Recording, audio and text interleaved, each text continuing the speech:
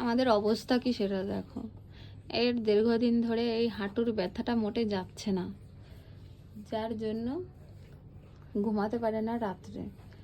এখন তার মানে ব্যায়াম হচ্ছে, ব্যায়ামটা কি বেলনি দিয়ে বেলতে হবে হাঁটুতে, নাকি পায়ে ব্যথা কমে যাবে। তো আজকে ফার্স্ট ডে, দেখা যাক কি হয় কয়দিন করার পরে। তো দেখেছি ইউটিউবে একটা ভিডিও, সবাই ভালো রিভিউ দিয়েছে, যার জন্য আমি তোমাদের দাদাভাইকে বললাম যে এটা করে দেখতে পারো, তাই করছে, দেখি কি হয়। ভালো লাগছে করে? বলতে পারবো না এখনো।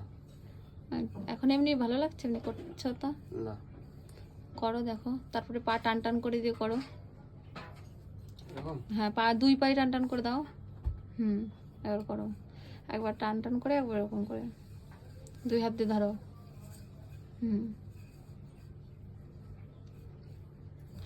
তো এইভাবে দেখো কি অবস্থা আমাদের।